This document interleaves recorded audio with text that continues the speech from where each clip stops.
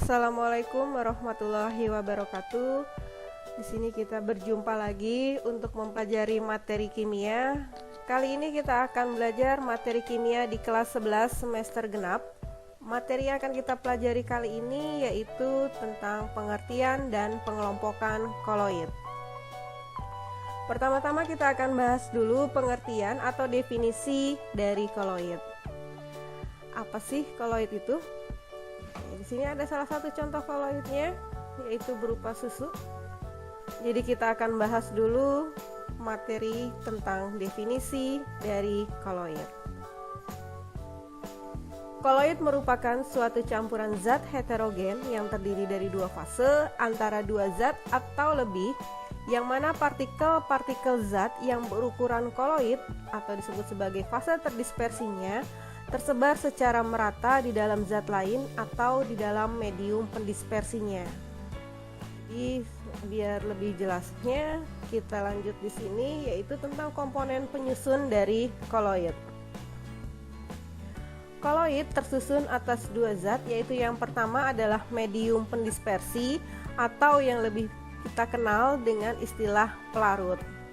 Di sini ada medium pendispersi, kemudian yang kedua adalah fase terdispersi atau yang biasa kita kenal dengan istilah terlarutnya. Jadi fase terdispersi, begitu juga dengan medium pendispersi, nanti dia bisa dalam berupa padatan, cairan, atau gas. Ketika fase terdispersi ini dicampurkan dengan medium atau dilarutkan dalam medium pendispersi, nanti terbentuklah suatu koloid. Salah satu contoh koloid di sini yang akan kita bahas yaitu adalah susu. Di sini susu itu adalah salah satu contoh koloid di mana medium pendispersinya atau pelarutnya adalah air, sedangkan fase terdispersinya atau zat terlarutnya adalah susu. Jelas di sini ya bedanya fase terdispersi dengan medium pendispersi. Selanjutnya kita bahas tentang perbedaan antara campuran. Campuran di sini terdiri dari tiga macam, yaitu larutan, koloid, dan suspensi. Yang pertama kita bahas dulu tentang larutan. Contoh yang kita pakai di sini adalah sirup. Ketika sirup dicampurkan dengan air, nanti akan terbentuk suatu larutan sirup. Larutan sirup di sini bisa kita lihat dia berwarna jernih, kuning jernih atau kuning bening. Nanti kita akan lihat bedanya dengan koloid. Untuk koloid di sini contohnya adalah susu. Ketika susu dicampurkan dengan air dan diaduk, nanti terbentuklah suatu koloid. Koloid inilah disebut sebagai koloid susu. Contohnya. Jadi bisa kita lihat bedanya antara larutan sirup dengan koloid. Kalau dia sirup terlihat bening, ketika dia koloid terlihat keruh. Agak keruh ya. Kemudian yang ketiga adalah suspensi. Untuk suspensi contohnya di sini adalah pasir. Ketika dicampur dengan air kemudian kita aduk, tidak berapa lama pasti pasirnya akan mengendap kembali. Jadi dia akan memisahkan diri sendiri, yaitu terlarutnya akan mengendap di bawah, sedangkan airnya juga memisah. Jadi terlihat di sini kalau air dicampurkan dengan pasir, ketika dia dicampur, setelah itu dia akan terendap sendiri pasirnya. Ini yang disebut sebagai suspensi. Jadi dari ketiga contoh ini kita bisa lihat perbedaan antara larutan, koloid, dan juga suspensi. Di mana untuk sirup dia terlihat bening jernih, untuk koloid dia terlihat agak keruh, sedangkan suspensi dia sudah bisa terpisah sendiri antara terlarut dengan pelarutnya. Nanti kita akan membedakan campuran ini dalam bentuk tabel. Kita akan membedakan larutan, koloid, dan suspensi dari beberapa ciri-ciri. Ciri yang pertama yaitu kita bisa lihat dari fasenya. Untuk fase larutan dia terdiri dari satu fase, makanya tadi dia tidak bisa lagi dibedakan mana terlarutnya, mana pelarutnya ketika terlarut dan pelarut sudah dicampurkan. Kemudian koloid dia terdiri dari dua fase, begitu juga untuk suspensi juga terdiri dari dua fase. Ciri yang kedua yaitu adalah bentuk campurannya. Untuk larutan dia bentuk campurannya adalah homogen karena sudah sama atau sudah tercampur dengan baik antara terlarut dengan pelarutnya. Kemudian kalau koloid dia ada di antara homogen dan heterogen, sedangkan suspensi dia Sifatnya atau bentuk campurannya adalah heterogen. Ciri yang ketiga yaitu bisa kita lihat dari diameter ukuran partikelnya. Untuk larutan diameternya kurang dari 1 nanometer, sedangkan koloid dia diameternya lebih dari 1 nanometer kurang dari 100 nanometer. Jadi dia ada di antara 1 hingga 100 nanometer. Sedangkan suspensi dia partikelnya lebih dari 100 nanometer. Ciri yang keempat bisa kita lihat dari penyaringan. Jadi ketika disaring, larutan ini dia tidak bisa tersaring. Untuk koloid dia tidak bisa disaring dengan penyaring biasa, tapi dia bisa disaring dengan penyaring ultra. Sedangkan suspensi dia bisa disaring dengan penyaring biasa. Jadi kalau kita saring si tadi pasir sama air, ketika kita saring pasti akan bisa kita saring atau kita pisahkan antara terlarutnya si pasirnya dengan airnya. Yang kelima yaitu jika didiamkan. Jika didiamkan, larutan tidak terpisah karena dia tadi sifatnya adalah homogen. Kemudian koloid dia juga tidak terpisah, sedangkan suspensi dia terpisah karena padatan yang berupa terlarutnya dia akan mengendap. Selanjutnya yaitu jenis-jenis koloid. Pengelompokan koloid di sini nanti dibedakan berdasarkan jenis-jenisnya, dibedakan berdasarkan fase terdispersi dan juga medium pendispersinya.